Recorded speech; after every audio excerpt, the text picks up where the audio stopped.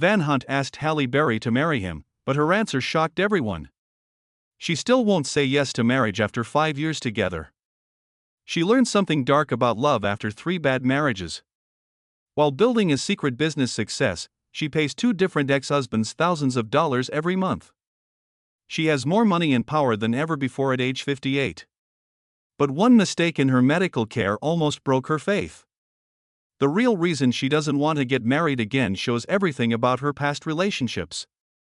Halle Berry was born in Cleveland, Ohio, on August 14, 1966. And right from the start, her life was full of contrasts and stresses that made her who she is today. She had English and German roots through her mother, Judith Ann Hawkins, who worked as a psychiatric nurse. Her African-American father, Jerome Jesse Berry, worked as a hospital assistant. They both worked at the same hospital, and things seemed to be going well at first.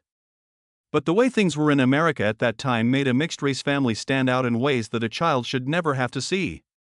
When Halle was 4, her parents split up. She and her older sister Heidi moved to Oakwood with their mother, which is mostly white. There, she felt the weight of being different all at once. It followed her to school, the halls, and the playground, and there were times when she was the only black girl that could be seen. She was picked on from a young age and had to deal with it every day. Even when she wanted to be soft, it made her stronger.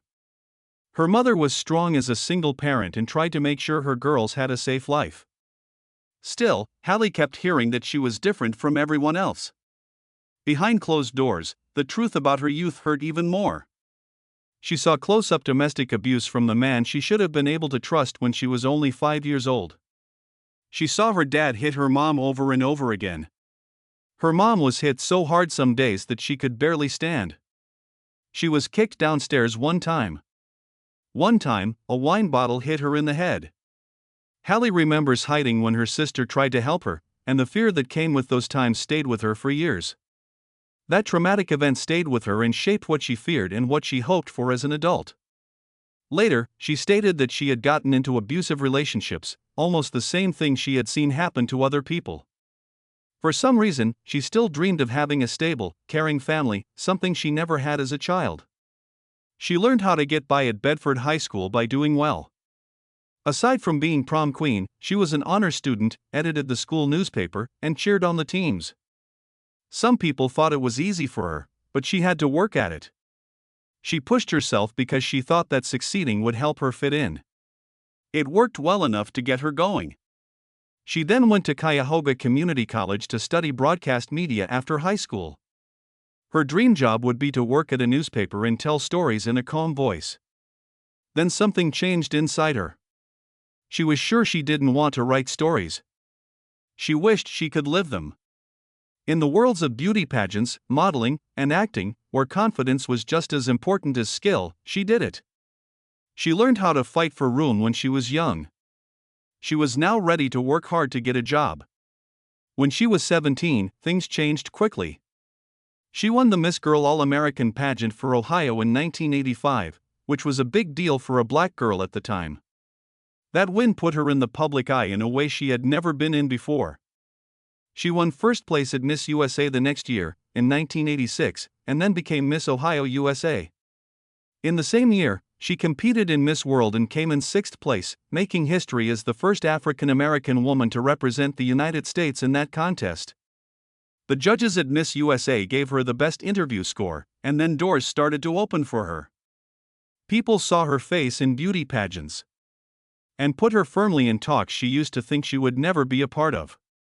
It also let other young black women know they belonged there. But success did not take away the pain of battle. She went to Chicago and then New York City to look for modeling jobs and acting parts after she won the pageant. She was only 18 years old when she ran out of money in New York and had to sleep in a shelter for the poor. And then at a YMCA. Her mother told her it was time to learn how to live on her own and wouldn't send her money. In the end, Halle said that event changed her life. With only hope in her pocket, she worked as a waitress, a bartender, and went to interviews that paid very little.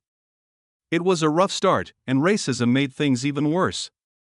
But each failure made her stronger in ways she would use for years. In 1989, a show called Living Dolls gave her her big break as an actress. Even though there were only 13 episodes, they were very important. She was able to show producers that she had energy, timing, and promise that went beyond modeling through her character Emily Franklin. She didn't fade away when the show was over. She went to more interviews and played small parts that helped shape her career over time. Living Dolls made her feel small at the time, but it helped her go from being a newbie to someone casting directors started to remember. In 1991, Spike Lee cast her in Jungle Fever as Vivian, a crack user whose life had fallen apart. It was her first big role in a movie. She skipped makeup and stopped washing her hair to show him she could play the part. She then went to auditions looking just as broken as the character. At first, Spike Lee didn't think she could do it, but when she came back with this honest version of herself, he changed his mind. When the movie came out on June 7, 1991, reviewers noticed her right away. That part freed her from being just a pretty girl and showed the business a side of her that not many had seen. In 1992, the following year, she played Angela Lewis in Boomerang. Eddie Murphy featured in the movie, which became a big deal in pop culture when it came out on July 1.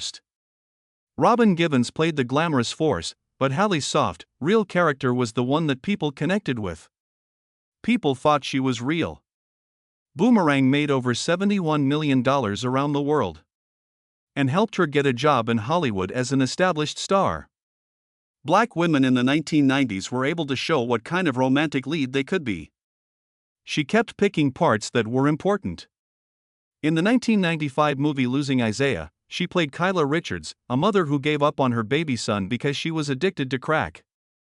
When the movie came out on March 17, 1995, it made people talk about race, family, addiction, and adoption. Some reviewers said her acting was brave.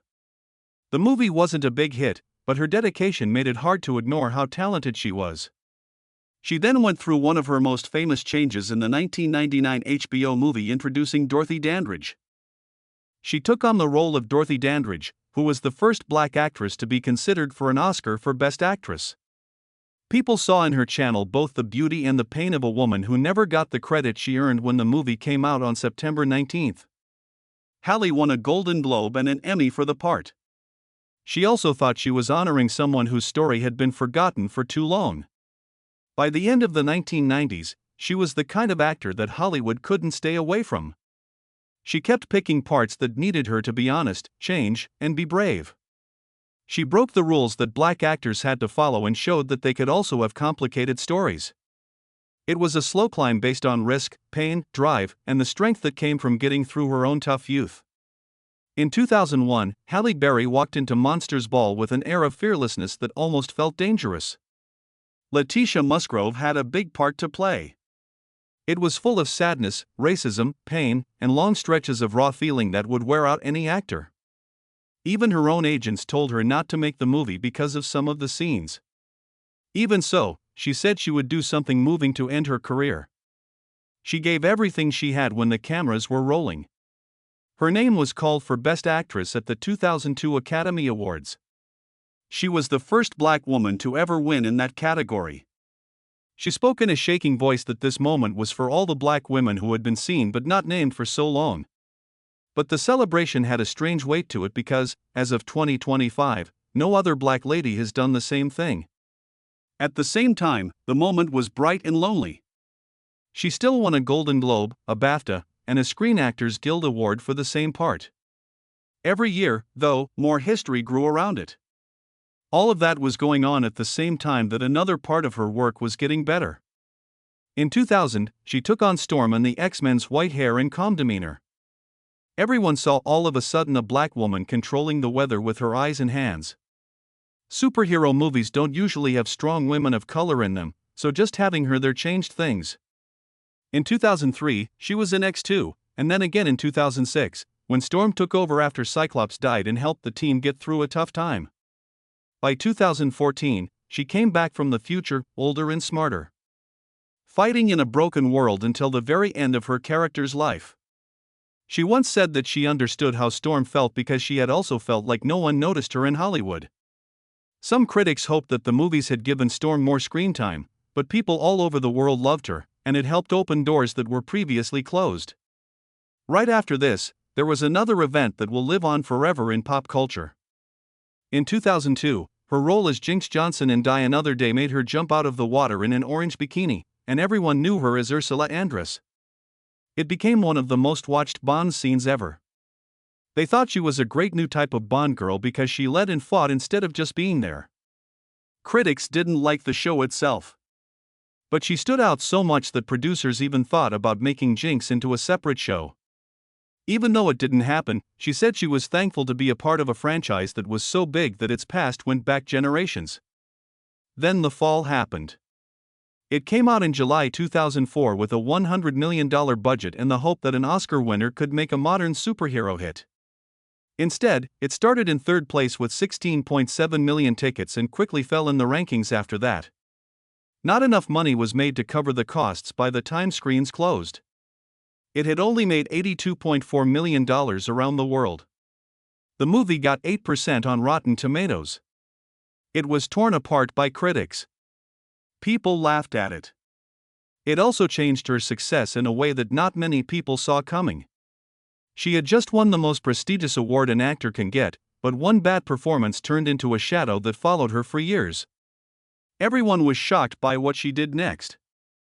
Her Razzie for Worst Actress in Person was given to her at the 25th Golden Raspberry Awards in February 2005. With one hand on her Oscar and the other on her Razzie, she laughed her way through a speech that was all over the news. No matter how bad they thought she had been, she said they could never take her Oscar. In the end, she made a joke about setting the Razzie on fire. She didn't try to avoid being embarrassed, instead, she walked right into it. Being honest was its own kind of win. After all that, the criticism didn't go away. Studios started to treat her differently. Even though she made history in 2002 with Catwoman, she kept getting offers for thrillers like Gothica in 2003 and Perfect Stranger in 2007 instead of high-profile plays. There were rumors in the industry that she had become a risk. While she worked harder for every part, she saw white actresses handle failures and get back on their feet quickly. She later said that actors don't get many chances to fail before the doors start closing on them. And for many people in Hollywood, Catwoman made them think twice when her name came up. It was not fair, and it went on for years. Still, she found a way to make the worst of it. She knew what she was worth and said that black actors should have the same chances to rise and fall as everyone else. She fought for more parts and better pay, and she spoke out more for casting people from different backgrounds. It's interesting to see how quickly a star can become famous and then be shunned. And how these patterns hurt women of color more often than white women. The fact that agents and directors still use Catwoman as a warning shows how strong the bias is. She pushed herself harder than ever for action parts, even though she had a lot on her shoulders. In 2006 and 2014, she came back as Storm. Then, in 2019, she shocked everyone with her promise in John Wick Chapter 3. She worked out 5 days a week for up to 90 minutes each time. She was 52 years old. She did jiu-jitsu, handled guns, and even worked out with dogs. She did animal flow drills and jumped rope 500 to 1,000 times a day until her body hurt. She kept going even though she broke 3 ribs while shooting. She used her legs to fight and took hits that most artists try to avoid. I had a lot of respect for her. For how physically intense she was on TV. As she got older, she knew she needed more power, so she switched roles and became the director. She made a big deal with Netflix in 2021 to host and star in new shows. It was important to her that the stories about women of color were deep and complicated. She wanted to play parts she hadn't been given before. As soon as she joined a group of producers that included Reese Witherspoon and Viola Davis, she gained a new kind of power. She got hurt on this road in 2020. It was her idea to direct, produce, and star in. She trained 4 to 5 hours a day to play an MMA fighter who had lost her way. She was 54 years old. First, the movie was shown at the Toronto International Film Festival. After that, it was put on Netflix. She changed the plot so that a black woman in her middle years was in the lead. Because she wanted to show that these stories were important enough to be told. She said she yelled as she ran down a hallway that she was going to direct this movie because no one else saw what she saw in it. She had to go through one of the hardest things she had ever done, both mentally and physically. But it was a turning point. She finally felt like she was in charge of her story again. Let her talk freely about getting older and second chances. It let her show a body that had been used. She could talk about what it's like to be pushed away and still fight. People who didn't often see themselves on screen liked the movie. That proved she could still shock Hollywood and people. Then something even bigger happened. Netflix gave her a deal for more than one movie. When she starred in The Union, she became famous all over the world again. And getting ready for Maud v. Maud, an action project she is working on with Angelina Jolie. Streaming services saw her as someone who could connect with people from all over the world. It looked like Halle Berry's life was going to be great when she got married for the first time in January 1993. In Hollywood, she was climbing quickly, and in baseball, David Justice was shining. Still, the space between them kept getting bigger. He later said he had a hard time with the idea of being married to someone who didn't fit the typical idea of a settled wife because she spent a lot of time away on sets. They had only been dating for 5 months before they said yes, so the base was already weak. By February 1996, they were no longer together, and what happened next was painful. Halle said there was domestic abuse and asked for a restraining order. She later said that a dramatic event during that time caused her to lose about 80% of her hearing in one ear. David Justice kept saying he wasn't the one who did it, and she never said who it was. That silence cast a shadow that stays with you. It's like a story that doesn't have a clear finish but is full of scars. She tried again after many years. She got married to Eric Benet in 2001. He is a great R&B singer with a bad personal life. She believed in their bond at first, but then cracks began to show. It was Halle's mother who pushed him to go to sex addiction rehab in 2002 so that the marriage could stay together. People were paying close attention, and the newspapers made the story funny. It became a joke even on late-night shows. Behind all the noise, Halle was having a bad time. She found out that he had been cheating on her the whole time they were married. The shame of seeing everyone laugh at her pain made her lose her mind. It was over by 2005. After the fact, she said she never really thought he was a sex addict and always thought the reason was just a way for him to betray her. When she met Gabriel Aubry after the split, things got better for a while. When their daughter Nala was born in 2008, everything seemed fine. But by 2010, they were no longer together, and a long custody battle started. Halle wanted to move to France with Nala in 2012 to be with Olivier Martinez, the man she was going to marry. The judges agreed with Gabriel that the move should not happen. When she was told she had to pay $16,000 a month in child support, it added to her stress. She thought that a lot of it went to Gabriel's lifestyle and not their kid. They got into a bigger fight when she said he said racist things about Nala. After many years, the payouts finally stopped, reaching $8,000 in 2021. Still, the anger stayed. On Thanksgiving 2012, things were at their worst. Gabriel got into a fight with Olivier Martinez outside of Halle's house that morning. Everything was caught by the cameras. Gabriel showed up to court meetings about his custody with cuts and bruises on his face, so the court issued restraining orders. There was even more chaos in Halle's third marriage, which she finally got married to Olivier. There were storms in that marriage too. The end of their marriage was in 2015. But it took until 2023 for them to get a divorce. The court told her she had to pay him child support of about $8,000 a month plus 4.3% of any income over $2 million. Those payments were important to him. Even though she was tired, she had to keep working, making money, and showing up. In 2024, she asked for full custody of their son, Olivier, saying that he was being rude and not cooperating. And turned down co-parenting training. As the fights went on, judges started to lean toward her side. Then something happened that she didn't see coming. After a night with her boyfriend Van Hung in 2022, she woke up with a lot of pain in her uterus. She went straight to the doctor because she thought it might be an infection. The news hit me like a slap. The doctor said it was the worst case of herpes he had ever seen. The shock hit Halle. She and Van Hunt both came back negative. She knew something wasn't right. She found that her symptoms were similar to those of perimenopause, a stage that causes dryness, pain, and periods that don't happen at the right time. In 2024, she told First Lady Jill Biden the story at the proper daily meeting. This mistake was seen to happen a lot of times. In the US, only about 20% of OB/GYNs get official training in menopause. That gap makes life hard for millions of women, and Halle knew she had to do something. She changed her health business, Respin, into Respin Health by the beginning of 2025. No longer just an idea for a way of life, it was a full menopause support platform made to help women find real answers. She used her own millions of dollars to build something big, and she teamed up with Coastal Adventures to do it. More than 150 pieces of information are used by the service to make custom monthly plans.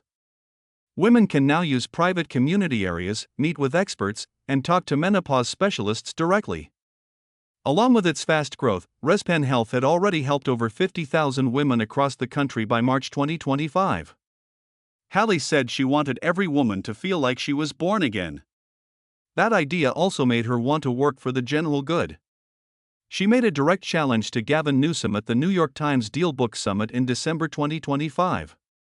She said he shouldn't be president because he rejected Assembly Bill 432, which was a bill that both Democrats and Republicans agreed should cover menopause. Like bills, he had turned them down twice. He said the law would make healthcare more expensive, but supporters, like Halle, said the bill had already been changed to fix that problem. Newsom's team praised her dedication, but no new laws were passed, and the fight was still going on. Halle kept bringing up the fact that women in their 40s and 50s were being forgotten. The way she talked about rebirth was based on her own life. She said that menopause was not the end, but a fresh start. She began her job, brand, and voice again when she was 58 years old. It was brought up that only 3% of leading parts in Hollywood go to women over 50. In 2024, she went to the U.S. Capitol and asked for money for schooling and research. The wrong diagnosis she got was used in medical case studies as proof that one woman who was ready to speak out can change an entire industry. She was one of only a few black women to serve on the competition jury at the Cannes Film Festival in May 2025. The festival has been going on for 78 years. She sat with Jeremy Strong and Juliette Binoche for 10 days and judged 21 movies. She said it was one of the best parts of her work and that her 30 years as an actress had helped her see stories in ways that other people couldn't. The event felt more open when she was there. Open doors for voices that had been silent for a long time. She also had to deal with a less serious problem at Cannes. She had planned to wear a big, dramatic dress with a long train that was created by Gaurav Gupta. Nudity and trains that were too big were now against the rules of the event. She had to change into a striped Jacquemus dress at the last minute.